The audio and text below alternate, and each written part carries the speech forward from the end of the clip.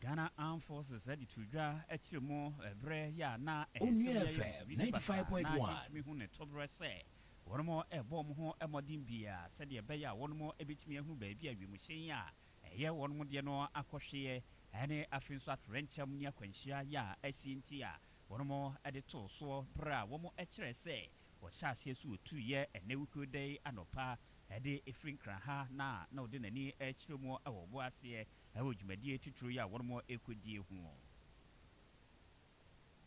We a rehusama ato o my Ghana, not to say, we mshaya quacotia tono, ipana etimuna or matuananum, I won't see it. Adeshima Mayentua and Samaneso, na Emra Rimshay at a toy, Obiada Ujinaho, na Ohun, dear course, Sunina, Ukranibia, or Chima baby, Rinshano, a better toy, no, na a benel from one or ye Juma Waha. Or they and Sembi Atuja, Yamboni 95.1. Play the chum. Nami of food. A bit of the chum of men from playing an hour from there. And Tiaqua, the new one said, Mete grind. To Mete grind, I'm saying, I pray they are buffet. And to me, jam it, the million in Asabea Asomaning that we are. I don't toy. And to me, when I'm for less in Musa, I'm coin. To be quiet and so plain or a boho.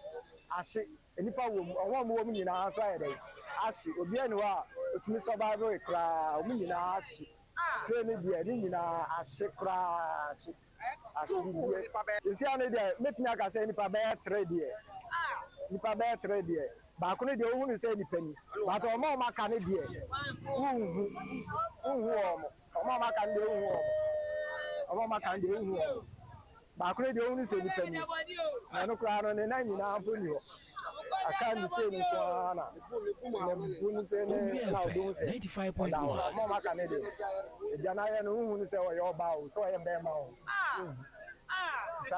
The Nanyashi. One an echo. Nanyashi and to and Yashi. Tebecha Muna. May I say, Bia, a bonana sinity, well, who a quani. I know what they call ball, a genima. A mass accident to the sea. Then as a white and black visa.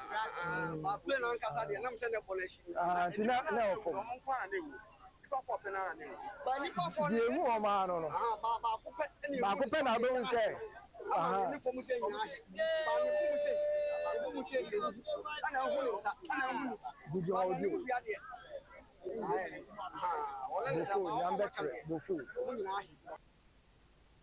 Onua FM 95.1. Ukwa debi e dabone ampa adeshibamba into Ukraine no ye najuma e wona efuomu a ohun se eye plane and as a helicopter no e ti aba fom no e na wote so den sembi etudwa no yentu aso na wiemhyen a atofami e ade anipa Omatua nananum ewonsiede no uko sam Tamale Central omumra shebedwani Ibrahim Mutala Muhammad okahubi na yenhwe na ansa na obetoi nsem bia odi tudwa ewo parliament nsema etwato ko a na obabiti.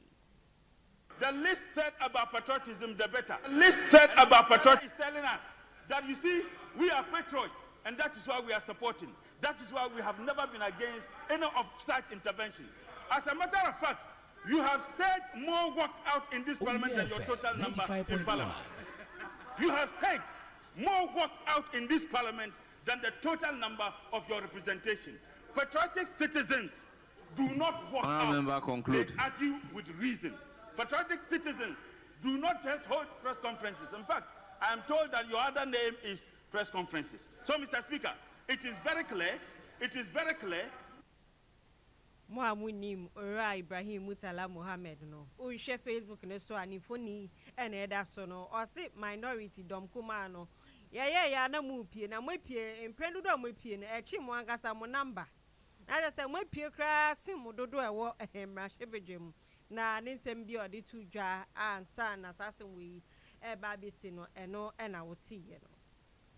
Adeshima ma mpanyfo aka se sabi obi to na na won se do anasa obi eda ne benku so na ne ka kire ma de employee enu nti ena nsem bi a wona o ma to na na won se do enei e wa to ye nchema ato Ghana mai nyina yi yɛbɔ ɛyɛ nsɛm bi a ɔmo ɛkekaeɛ a yɛde ɛkyerɛ mo na ɛyɛ July bosome da ɛtɔ so du baako afi mu a ɛna defense minister ɛyɛ Dr. Edward Omane Boama ɛnso ekopie mu ɛwɔ mmarahyɛbadwa mu ɛno no de etwa kyerɛ kɔ a ekopie mu ɛwɔ mmarahyɛbadwa mu sɛ ɔyɛ ɔsoafo yi na ɛho abɛhia sɛ otumi ɛbisa anaasɛ otumi eyi nsɛm bi ano ɛfa Ghana yɛwura mu hyɛn a ɔmanpanyini ɛtena mu ɛde tutu akwan Ghanafoɔ bi ɛka sɛ na nsɛm nti ɔbɛn so ɔmanpanyini tu kwan a ɔmfa Ghana ewura mu hyɛn a yɛde ama ɛyɛ ɔmanpanyinfoɔ sɛ wɔn tena mu no ɛnu nti ɛsɛ ɔkɔ kyerɛkyerɛ mu deɛ nti a ɔmfa saa ɛyɛ ɛhyɛn no ɛntutu akwan na ɛno na Dr. Omane Boama kopie mu mmarahyɛbadwa mu no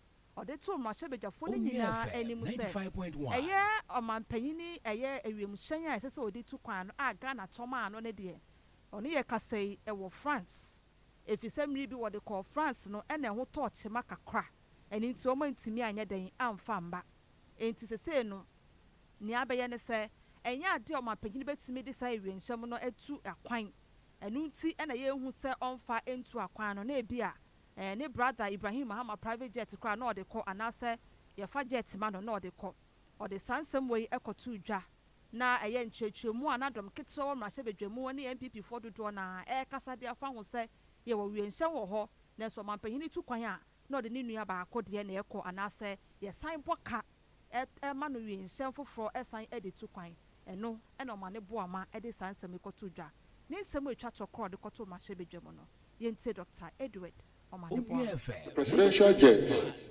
Falcon 900 EX easy registration number 9GEXE was unavailable on Thursday 22nd May 2025 when the Vice President returned to Ghana. The aircraft has been undergoing a 24-monthly or 1,600 flight hour inspection in France since 11th March 2025. After a series of postponements of when the jet was to return to Ghana due to risky, multifocal, massive defects identified and being worked on, the inspection is expected to be completed by 31st July 2025. There is corrosion in the air intake plug receptacle of the second engine of the aircraft, intermittent tripping of the starter generator of the second engine. There's a need to install a new turbo fan. Being more specific, the fuel tank is also corroded, the left-hand feeder tank corroded, right-hand feeder tank corroded, left-hand center wing tank heavily corroded, right-hand center wing tank heavily corroded. The turbo fan also heavily corroded. What I can say is, rather than situate it within the context of NPP administration, NDC administration, let us look at it as a corroded aircraft that requires massive works. Initially, when the aircraft left the shores of Ghana on the 11th, the indicative date was to return in 2 weeks. 4 months on, just this morning, I have received additional information that even the end of month cannot be sustained. And so we should be expecting it beyond the end of this month. What that means is that it will be going beyond 4 months. Most importantly is, this is an aircraft that doesn't just service the executive, it services the legislature, sometimes other arms of government, and sometimes different institutions in the country. These defects, we are trying to fix them, but they keep on identifying new defects as they fix them. And one serious aspect of the identification is that when they realized that the turbo fan was heavily corroded and it required replacement. The company did not have readily available spare. This has deeper implication. Adeshimama inti Oswafo a ohwe bambo nsam so ennei wacha nananom ewo nsiedo Dr. Omane Boama ena wote se okasa ode ensem we koto mmahye bedwam efa ewemhyen a omampanyini entenemu eni die nti a ewemhyen no akoka ewo France Adeshimama ibegia we so ne yahomeso ye ba ensam dodo na ne wo ho a ye de besom.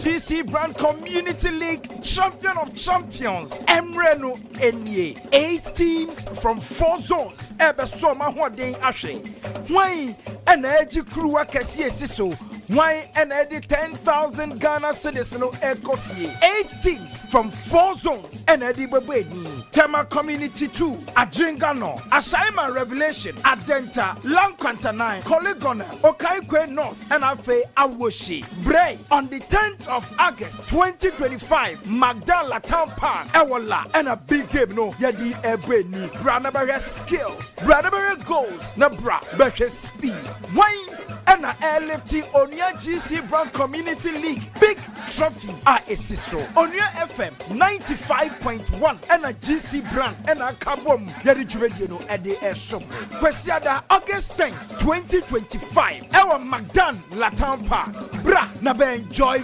beautiful football Jumekwasu Yasene Eye GC Brand Nabwafreka will be any Franco Trading Enterprise Dependable Herbal Home National Petroleum Authority Power Specialist Herbal Hospital Gassam Cement Gingerman Dental and our face Standard Mineral Water Boye Chijo Onua GC Brand Community League Football for Community.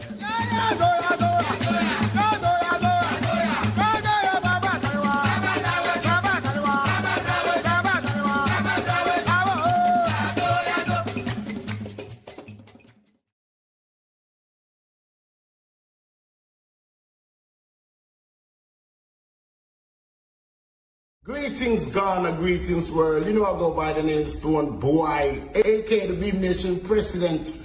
It's all about the Onua GC Brand Community League that kick-started off some weeks ago on the 12th of July. And our Shyman team is the defending champions because they won from last season. Asama to Omai Ghana no emu erem ye pa na ekoba ne sen Jumedie bia ekoso ewo wase 95.1 so afo anasa so ye hwe yensase ene obade ne pa ode adom man Ghana na wo hwe so apa jumedie bi ho entama a jumedie no edi eda so responsible cooperative mining and skills development program na eno ana na mpanyifo eni ekira na wo kwa ginemu ahwe ama bibia koso asa atorenchem yi ekosiye na ni nyina yenyina yenim se galamse ase yensase ani yenso enti mpanyifo epe kwan bia so aboa ama saade no so etwa ama yensase ani yensuo ho atono na enu na mpanyifo ekoye o ana afofie anto ata wo mankwankwan kodru honom yenko boase ye ne yensentweni na netwi wesi akon endi nkomo yenko bisa no se dwumadie na akasa eko se wote ni aba no so se ene 95.1 Mejo so many aba na boyemu na no paye nim se dwumadie bi mpanyifo hwa apa dwumadie bi ho entama enti ye mpanyifo ye omatena wiemhyemu enam kwan so boboase fofie anto ata o mama medru ho dwumadie no ekosi sen ye kasei eden ekoso ewo boase me da so many aba ye chen se ye nyina ye nim se aban dada na breso de dwumadie bi ba na e friend community mining na community mining no wonom ye bia ya ban kokwe ba e wonom se omo de bibi ba e friend no cooperative mining no wonom je pan se communities are wonom mining wo mu no make ka omo ho abom na ja aban ama omo registration na omo register omo na fe omo tumi aye adwuma no ekwampa so ebeboa enti ade a ho hyehyɛ ya na na ntɛmpo so a wɔnom ɛyɛ na yapa ho ntoma ɛwɔ ɛyɛ mpoase ɛhɔ no na dwumadi no ɛhyɛ aseɛ bɛɛ duba ko ɛbrɛ mu hɔ no ba sɛ bɛɛ dondu apa ho nsoma aduasa ɛna dwumadi no ɛno na wotumi nka baabi a wogyina na asɛ dede kakra wɔ hɔ nti wobɛtumi atwe ho kakra ɛde ama yɛ nti wɔkasa no mu anɔbɔ amanneɛ sɛ wakasa wi a emergency blessing na was say e ma tempa no bi media na so hwe emergency yenso ye bo body emergency no ye na ye helicopter defense minister and other ministers bia wono so e ba media no no me say aba beja nkwanhia e wo sikaman ofiedu eno danse akofo mensin mu nana wotime nka hello nana me aba me do aha me si baby a wo no dede wo ho nti no nya wo ka ne ye hyeda nti ni ye nti betimi atwe ho kakra dia ma me a media houses me do no e ka santo de mame wa nya wa kakra ma me and I've got to make it. Aye, Yanko. And she sent me a man born by now, say, Yaneri minister, 2 and more ever in Honum. Yamiadum, you to me ever do sin on more. And of course, I said, think about the Yakon Neno, Minko Vita, Japa Yafro, and then say, Ubi Amba at Chia Mountains. We don't say, mountains no bear me and Sayakabum and I have for at Chia Mountains. Bear me and second 9 and yet to me after. And son, you are quite true, baby. I see no accidents this year. Now, Timamuphobia, you know, Mutin Koma here and Opana Bedruano. As a moon helicopter, some God, 95.1. Maybe a pebble virgin. Now, so man would be a Sama in Musua. I didn't need to say, Uponoso, and now, it's as I ever come to know. Who, when him, and Muna, no Musu said, Edia Jama, Senia, or Mokano, Edia. Cloud na no mo nemu and so unfortunately I'm so mpobre mo no yo mo ti ya sima and say adina jifu na che say aba ko bodi so ma no mo wa fu mo friend before na ya so no na mo de mi ka ko si no mo ko na de e ja de mu a udu na nye yi na wa so mo kan ai ka bi so ba ha na so ba bi a ye kan ne ne bi a o be ti nto ato ahoma e di akoso so mo ko ti ya ka se di ni ma enwo ni wonom atwa na no ewo ya ye ka se di egu ma ko ma se we twe ko ko si ya pa ama ye yi wo na sa ko ni amu eni na mo bo wo no ba ya ma po ama o si ye yi wo ma ye de o magu ambulance ma so ena ye si ha no e de ni a che ko ma so na che se ye ka se ya fe na matumi asesa mu no efi ho no. Hello nana na just say ya ka say ya fe no metumi asese mu na free honom ye ka say the mu no twini nyira o metumi ye bi ko no so a ye dia ba for ye dia do ambulance no a ye tu kru mu e dia ni atre kuma so na kroma no so omuti bia te say e hot sensesi a mi ya ba kroma no de akọ mu tusa say ka say e do mo egu abonten no enye do kuma o mu ba de o mu say bibi say bibi sija o mu say every other thing for helicopter to see from the no so then so to and the other they see from a chair so the chair na that say we be before the abinya ko nsha me fa e wo aso na ba won se so enya de a won no hu bi tie no ama abomu kusa do na akra say bia no pari no o manu mato o mo ko se mu no muntumi e ni e be so meja o ama wakọ na asa na obekọ no wetumi ni asante mantem so afọ edi nkomo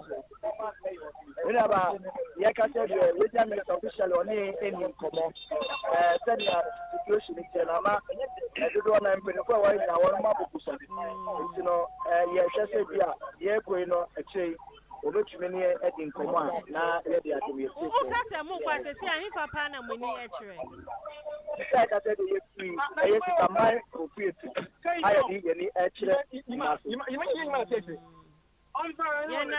ye ni se ni aka ni nyina o de bebre yen na ye de asum Ghana for ye da se na na twi boy si anko eto ye nkra efi asante 95.1 and na ye course ni nyina wabo yimu Adeshima Mayeda Sujina, a year Breccia, Abo or my Ghana.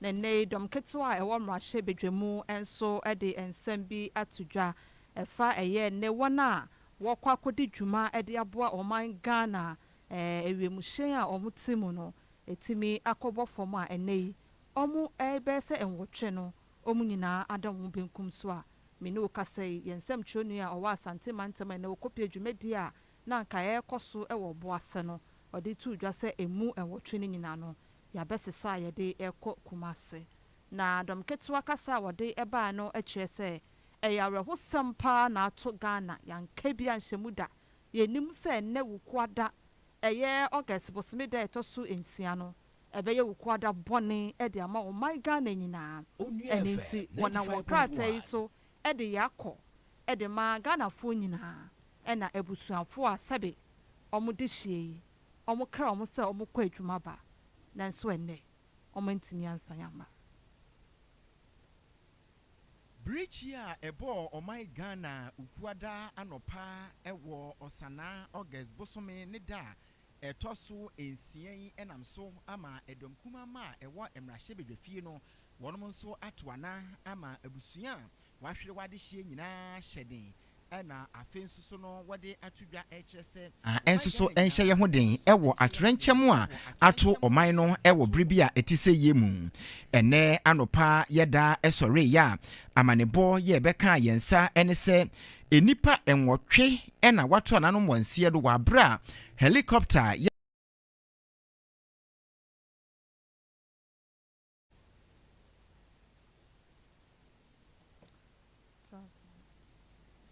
Area yeguso ejinemu ewa atorenche ma esi na yenkokwewu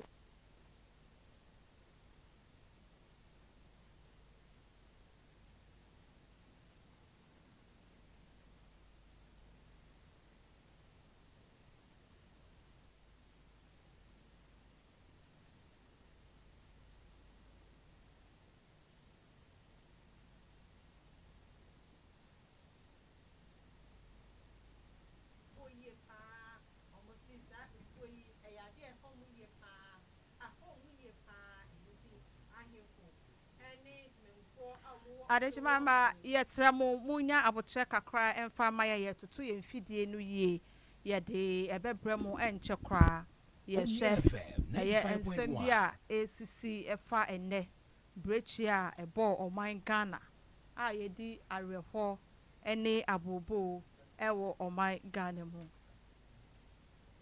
area yeguso ejinemu edi ehusem no ho abobo na yentu aso ni enko kwewu mpanyifo WOHO timemfo ene ahemfo so akasa fasade we ho omo se ni yesi no omudi ho arehuye pa esanse Dr. Edward Omanebo ama ni kromu ene obome nene woni WOHO no wonso omakasa omudi areho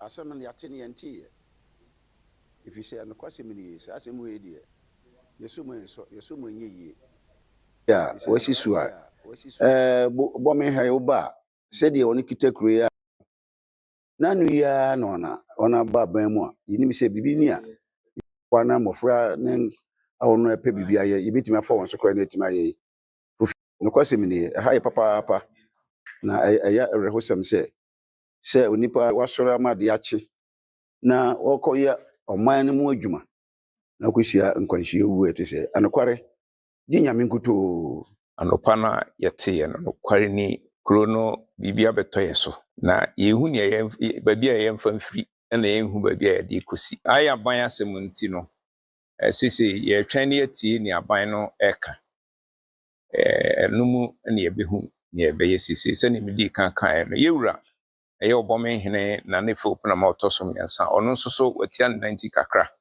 yeguso no na kasa wa homa so nti afia na asiti no niema ni nyanya nya ntoto yie ye boabo ansem na no ne ehunu ginabia anase se ne yede befa ye be mamaso ate amabọ mema ya da na ebutu eye ya na anwen nsusukura ase ye bete de ya teni anwumere ye ya kabọ me de nka ye wie papa ne se de ne yemu ye ne se ne wote ne de kabọ mema ye mamma ne merima de nka dwuma de GDC said na komate nka ye nyina benya bia ya manabuso afufi anto atai o so bakuri mu a kyese wo ye free mu obi a mpanifo no kura titiri tibre to abai kura de mete yesi nko beba ama NDC fo ne mrantie wo mu no nka wabepe bia padwuma maye na se yante asem papa yi ya say ya papa bom amane bo amafim no kura nyame no ye obi aya.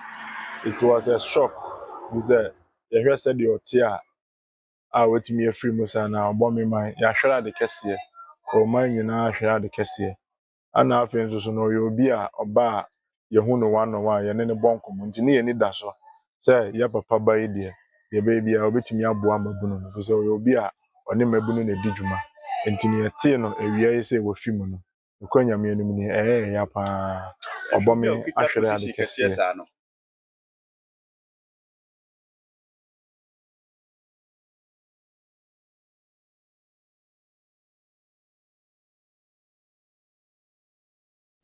Adeshima ma Akosua etie nyunsia bre kasebo ene August bosomeda etoso ensia fimpinu ni edununum yeda soa stream live e wo Facebook obetimi akọ Facebook ni ye ka ho asem nyina mpanyimfo a ene omato nanom e wo nsedu nyina no omumfuni ene bebia ade asem isi nyina no e koso e wo Facebook a obetimi atibi e Facebook konso na ade comment no ato de amaye share so na obi nso enye bi enka ya hwe anim se betime ne security analyst anasa obi a woni mu de efa bambon ensem ho ne ene no edi nkita ho sasrafo etu kwan a omo wiem hyen ya efe no helicopter so mo de call anasa chopper so mo de call a ede ene de na ye hwe wo ho ansa na ye de akọ nti enche ye be kwa ahoma no so sesia na ye ne eye obi a woni mu de efa bambo ensem ho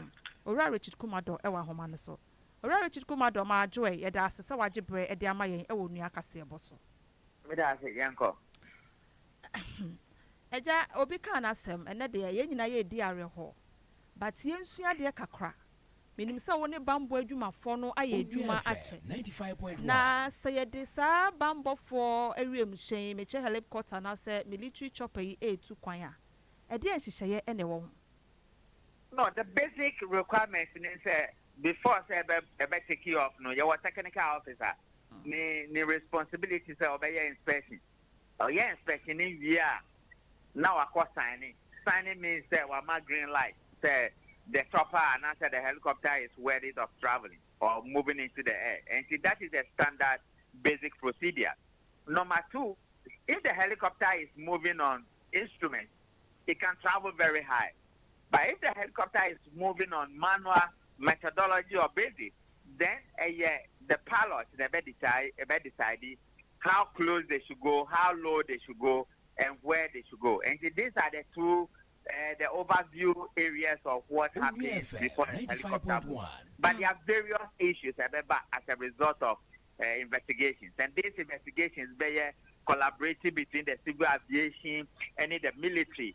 Then the crash scene and Kasani a crime scene for the police, not being for Sabem, and to almost shower National Security Councilor, normal briefing National Security Coordinator, then become a national investigation going into the future. And so that is where we are. Ye no say aya asrafo yintimi emfa emetu dwa osena wo kan ye se nhwehwemu ekoso mami bi sana emra wo te asem yi I mean then I can. No, it could be accident. It could be purely accident. You can take off and have a mechanical problem. You can be landing and have a mechanical problem. Halfway there could be mechanical problem. And now say a assassination attempt. And now say a human error. And now say a negligence. And now say a carelessness. And now say some emergency issue being a happy year, and I say a fault being a developing year. These are all permutations and persuasions and prepositions. Investigations in the final outcome. But these are some of the things that can happen for a crash such as the one we are talking about. But for me my side because Mutala is my very good friend. Yeah. It's like a brother, a buddy, and everything. somewhere in May, mini Omanyabua Makasaye, and we spoke things about security and one or two stuff. And so now, but then again, in Ghana, we need to do things properly. By best practice corporate governance, people who work in the same environment, same office, same geographical area, same company, should not travel on the same route, on the same path, through the same methodology, for very large numbers. As to why 8 of them were on the chopper, another question for another day. Mikai, 3 years ago, I was the one who led the advocacy and raised alarm about the use of helicopter choppers by politicians for official duties and for private duties and for funerals and many of those ones. Unfortunately, we didn't hear to many of suggestions. I mean, Then again, the president who will travel, if the president is traveling, the risk levels near high, and the caution and the attitude and the precautionary measures and many of those ones, obviously, very higher than the people on the flight. But then again, the defense minister, 95.1, the rank is very high. And why he will be in the plane with the orders is another question for another day. But by and large, condolences to the family. Namijide said, going forward, it's a wake-up call. We will learn many more things. Mr. Kumado, 2 quick questions. Let me know where we are. One, who can say now we are advocates, politicians, and who here say Omobefa a helicopter na say chopper. I don't know what me say the use of military helicopters or choppers for official duties and for private duties. The risk level, the standard protocol for official traveling, even at the presidency, VIP and VVIP, we need to look at all that. We are now. What are the standardizations? Are we ready? How many choppers do we have? What are the conditions of the choppers? Backfire service, the fire hydrant. How many years have they spent? They are the first responders in cases such as this. And see, many of the things we overlook, they are the ones that are killing us. And I think politicians must wake up to a responsible lifestyle where they put the countries on the pedestal, where it benefits everybody. Other than that, about finally, defense minister NNA, what on anonymous Ewon as a security consultant, their advice going forward, and I de Udebema Ebi or Mampehini and I say yes, security apparatus. No, said we have the president, we have a deputy defense minister, we have the vice president, we have the national security coordinator, and the governance will not come to a halt. But Majidi said, as the investigations become clear and the outcome, they are still lessons. 95.1. We take it from there. Condolences to the family and to the government and to the people of Ghana. Mr. Kumado, yada se pasa yumwe oje bre ede emaye. Ora Richard Kumado, a security consultant.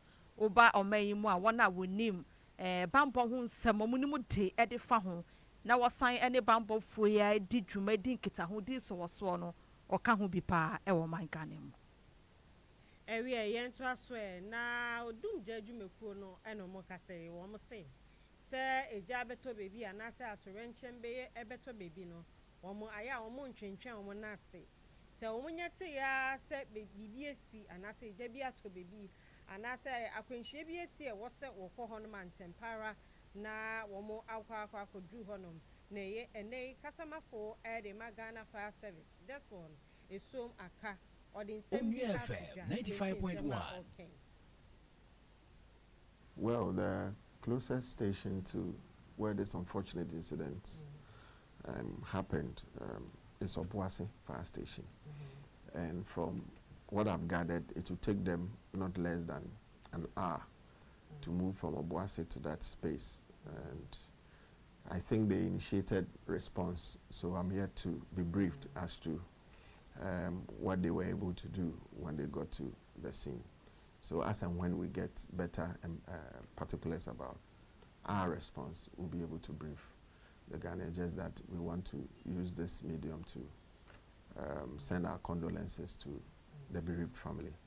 So for crashes of this nature, it does not just warrant the response of the Ghana National Fire Service because a lot of things are at play here. We do interagency response. I quite remember some years back, LWAC incident, where it happened just around the LWAC stadium, where a plane crashed into the walls and then onto the streets. I think we had some people getting injured and losing their lives and all that. So quickly we had to respond and then rescue people. We are the only institution with extrication tools. So if people are trapped, it is our responsibility to cut through the mangled, how do you call it, aircraft, and then free or rescue or evacuate the affected victims and hand them over to the ambulance for further, for first aid and then onward transportation to a nearby health center or hospital for better medical care.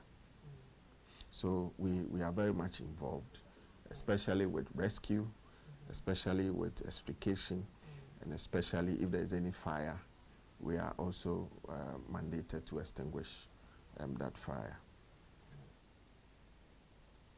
Ora Desmond esom aka oye kasama for edema odum jekuo no ono kasa no osini esi ye no o mabusua ni nyina yako na wom de se wote se bibi esi antempara na o makose obi akwakoka amnema na se wiemhyen bi akwakote ato ama nipa kamu ana se ehyen bi enam kwan so kra se ekoto fem a wom de wom wo kita mfidi a wom betumi atwe nipa no efrimu nti wom de wom te se bibi se esi tena 95.1 na se kra na ne de ya esi no so omokoye se ne ewo so omokono na ne ebekoso bia omuso omehwe no de atu dwa ama Ghana fo nyina ehu yebegina we so na yetwa ye ho aba kai se yedemu ewo Facebook no ho Onua 95.1 FM kwa no like if our comment ne bring yebekin kan edi ama yetwa ho aba ye ba de aka no ye de beba abesum ne show enko bebia. Greetings Ghana, greetings world. You know I go by the name Stone Boy, aka the Beam Nation President. It's all about the Onua GC Brand Community League that kick-started off some weeks ago on the 12th of July. And our Shyman team is the defending champions because they won from last season. And I can't... Ede ensembi atujwa. Emra oko jumedie bi ase ayefre no Ghana National Vaccine Week. Chese jumedie bi a wode ekoboa wona woye endura hodro se yarewa bi eyi niti a wotimi eye nduro na wotumi ede boa oman no.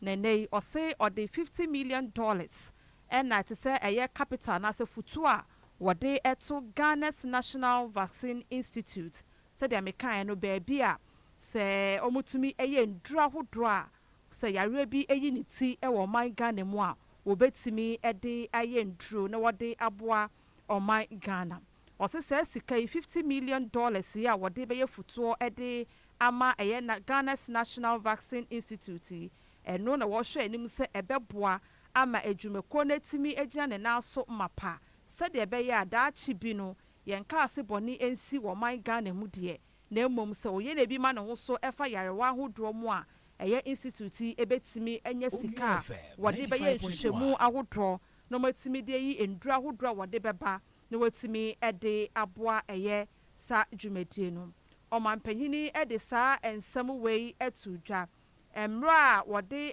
dwumadie kese bi ekoso ewo enkwanmantem ho wona wonimu de efa apomuden ensem ho ene Ghana National Vaccine Institute kabo mu a wode sa dwumadie ehyehyɛ so emu ene omanpanyini ede sa sikai ekoto dwade mo. For investors and partners, Ghana is open for business.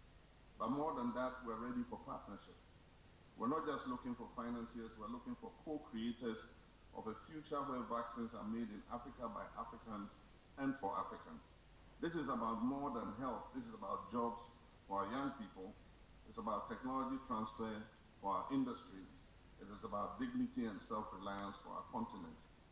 Onua FM 95.1. Not just as a talking show, but as marking the turning point. And so let us leave here not with applause, but with agreements, commitments, and action plans. And let us work to make Ghana the pharmaceutical heartbeat of Africa. Wɔ saa dwumadie no ase a ɔsoafoɔ ɔhwɛ yɛ apɔmuden nsɛm soɔ owura kwabena minta akandɔ nso de to dwa sɛ ɛyɛ n'asoɛyɛ no mekyerɛ apɔmuden asoɛyɛ no de sikapuduo ɛyɛ 24.5 million Ghana cedis de ama ɛyɛ ayaresabea ahodoɔ anaasɛ wɔn a wɔhwɛ ɛyɛ nduro ahodoɔ no so wɔ ɔman Ghana mu sɛ wɔmfa nkra nduro mmra Ghana sɛdeɛ ɛbɛyɛ a wɔn a ɛsɛ sɛ yɛwɔ wɔn ɛyɛ immunization vaccine no te sɛ nkwadaa a ɛsɛ sɛ yɛde ɛwɔ wɔn mo tetanus ne nea ɛkekakeka ho no wɔbɛtumi de awɔ wɔn mo ntɛntɛm paaso a sɛdeɛ ɛbɛyɛ a yareɛ biara ntumi nte ngu wɔn so. If we are to protect our people, our institutions, and our future, then Africa must take its place not at the receiving end, but at the manufacturing core of vaccines and essential medicines. This lesson was branded into our memory during COVID, when a continent of 1.4 billion received just 3% of global vaccines. Sovereignty demands supply chains we can control, and that means investing in production right here in Ghana. Owura kwabena minta akando ɛyɛ ɔsoafoɔ a wɔhwɛ apɔmuden nsɛm so wɔ saa dwumadie no ase a ɛna ɔsoafoɔ a wɔhwɛ adwadie so agriculture ndwuma so ɛne ndwuma ahodoɔ so ɛwɔ ɔman Ghana mekyɛ trade agribusiness and industry maame Elizabeth Ofosu Ajare ɛnso ɛde to ankorankora ɛne adwumayɛfoɔ ahodoɔ anim sɛ ɛho bɛhia sɛ saa dwumadie yi a wɔde abɛyi a wɔde futuo ato hɔ sɛ wɔde bɛboa apɔmuden adwumayɛfoɔ a wɔde ɛbɛyɛ nduro vaccines ahodoɔ ɛde aboa ɔman Ghana no ɛsɛ sɛ wɔbɛsɔ aban no ase sɛdeɛ ɛbɛyɛ a adwumadie no bɛtumi akɔ nkan ɛde ama Ghanafoɔ nyinaa. We can leverage on the strategic location, skilled workforce, and favorable business environments to create a thriving manufacturing sector that drives growth, creates jobs, and increases our competitiveness in the sub-region. I am confident that the right policies, investment and participation and partnership that Ghana has can create Ghana as a manufacturing powerhouse in the sub-region. 95.1. I therefore call on financial institutions gathered here to facilitate these partnerships by offering guarantees and blended financing models to attract private investors. Ɔsoafoɔ a ɔhwɛ ɛyɛ apadeɛ so agriculture ndwuma so ɛne ndwuma ahodoɔ so ɛwɔ ɔman Ghana mu Elizabeth Ofosu Ajare ɛna wɔte sɛ wɔde nsɛm bi ɛto dwa no. Yɛnkɔ nsɛm foforɔ mu na organized labor a ɔmaka ho ho mu biom na Fair Wages and Salaries Commission ɛna wahyɛ bɔ ɛde ato organized ɔde ahyɛ bɔ ɛde ato ɔmanfoɔ anim sɛ wɔne aban no ɛne organized labor wɔba bɛka bɔ mu na wɔn sikasɛm a yɛnku yie no ɔmahwɛ no ɔmaka ho asɛm yɛn nyinaa yɛnim sɛ aban yɛ ba yɛn aketea ɔde ma single spine ɔmo mu yɛ adwuma wɔ single spine na FM 95.1 10% ɔhamu nchichemu du na kyɛ sɛ nipa bɛyɛ 700,000 asade we ɔmo nyɛ bi nanso ɛkamea yɛ sɛ mpanyinfoɔ a ɔmo free organized labor ɔmo sɛ wɔ sɛ sika we ɛnhyɛ da ɛnso ani anhyɛ da mmoa nti no ɔmo hwɛ a ɛwɔ sɛ aban no ɛyɛ bibi ɛfa ho na ɛno ɛna Ghana mampanyin John Dramani Mahama ɛde ato ɔmo nyinaa anim sɛ wɔn nya abotre nanso yɛnam nea mampanyin no akasa ne nyinaa nea waka ne nyinaa atwere no wɔn si deebi sika no wɔn bo ɛndwo so ɛne nti wɔpɛ sɛ wɔne aban ɛsan so tena se ne sika no wɔn hwɛ na ebi ɛbɛka wɔn nti nsɛm a wɔn so wɔn de to dwa.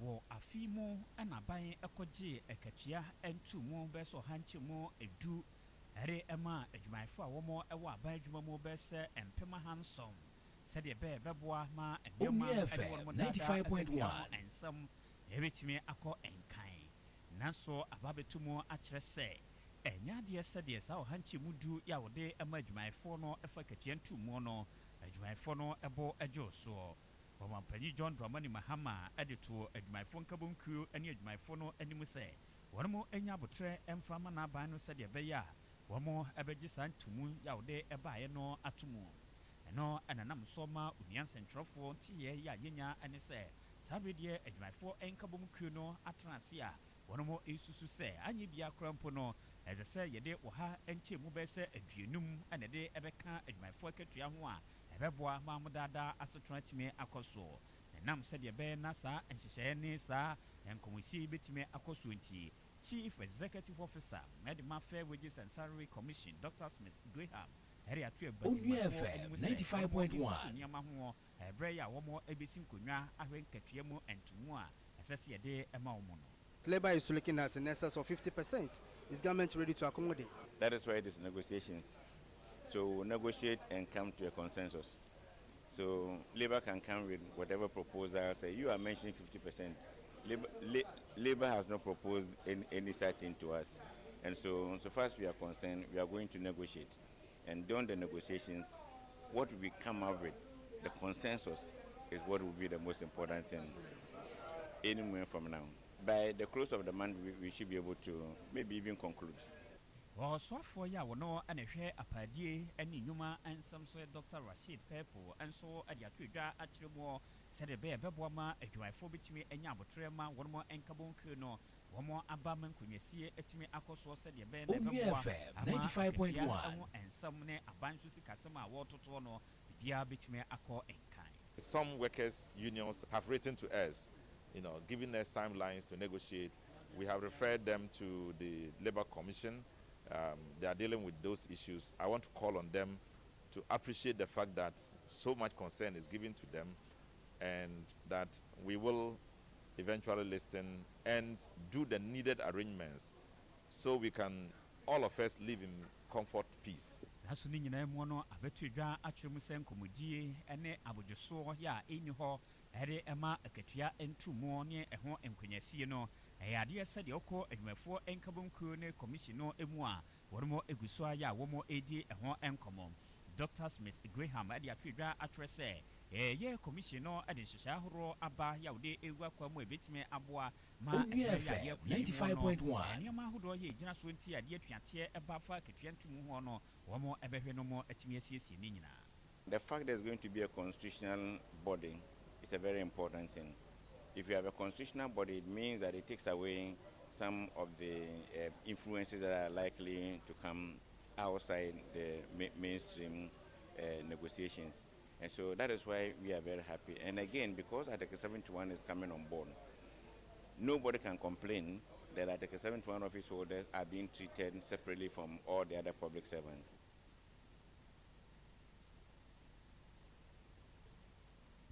Alechimama aha ena yedu ebesie yebeko Facebook na yakɔ kan nsɛm bi amude abegu hɔ kakra na asa na yebeko no yɛmfa kase ni nyina nkɔwie ɛwɔ soafo a wɔhwɛ adesua so akache ora Haruna Idrisu enei ɔde abetu dwa sɛ ɛyɛ West African Examination Council WAEC aban no edi sika bi ebe mo 69 million Ghana cedis eye efie de yabesimu ya said ebe ya eka bi a na eda ho efa aban no ene waye kintemu ene ensoshe a school foi eye ho ntemu no ombetimi etua na osuafo yi ede tu dwa se wo pese wo tua sa aka no efri wo said ebe ya eye wasi for one a omo entoaso school ensoshe tese wo tro no mekire wasi no wobetimi atro ni yie anas wobetimi wayekefo betimi de hyehyede ahodo no egu akwan mu de amomo na sans social no mentimi ho ase na we de meka na wa de meka wa fa amaye ma school for ne nchocho bia no aban no empese wode sansem we biem no wo besan ate sansem we ebiem osafo ohwe eya adesua nsem so ra Haruna Idriso e de sansem we etudwa emra badweko a wo Mashebedwemu wɔhwɛ adesua nsɛm so mekyerɛ committee select committee on education no wɔnimo no ɔmuhyiaeɛ ɛwɔ Koforidua ɛwɔ Apueyɛ Mantem. Listen, WAEC is not struggling because I can place a call to the administrator of the GET Fund and say that make available to WAEC some amount of money to ensure that WASI is conducted in a manner free from challenges of resources. Only yesterday, WAEC drew my attention to a deficit of 69 million Ghana cedis. By Friday, I'm optimistic that they should get that release and all is set. for the conduct of the West Africa WASI 95.1. So, Chairman, we are currently investigating a number of threats that can undermine the integrity of the exams. One of which is a very worrying, disturbing phenomena of phone-aided malpractice during the conduct of examinations. And both parents and students be aware. Government will deal ruthlessly with any teacher and student and any school administrator found culpable. Adeshimama ha ene yede ensem ye yegege ye ewo ye Ghana fa na nyina no ye se mu a ne sese wote de sese wutimi ehwe bi ewo Facebook so no yede ebesomo na ansa na yebekọ no ye hwe ensem bi a mode atudwa ewo Facebook entintan fidie no so yebehwe na yede kakra no yebetimi akenkan no de abramo Daniel Mate said, "May the souls rest in peace." Not just say, "Oche wana ene." Atoyenchem, ena omosoma atoyenchem ato o my Ghana breche kese pa, ena abo o my Ghana yi. Osi ebusuafo no ne Ghana fo nyina no enhedin yempepa yeniwa ne muso. Abbas Sagari esi good evening. Metie mu yeda ase se onso utie yen. Baby a utie ye fibia no yeda ase. Mekuswa hwese menya messages ni bi dia bro Ruth Kadiri de wo de obeton wa de wa de invoice be bere wo pa ene se wo ho ana ye page no so na abeton ton woni ama no ye mpesa de no wo ho adeshimamba ma ye mfen 95.1 na ensem a ye de eba no ye mfa ni nyina enku emfa mawo na nefia wo messages bi abetimi e de ato na yakọ ye nyina besimi di na nefia Oforiwaa Akosua Unia 95.1 FM na imi ni aba Akosua Asabea Asomaning edamase samoje bre na mo tie yen ewo Onua 95.1 kasafidie so na mo san ehwe nso ewo Facebook yen san ema ye hu nyina yakọ ye ma ebusua enei omo adechie enintin ni enimpon a omo koye adwuma de asom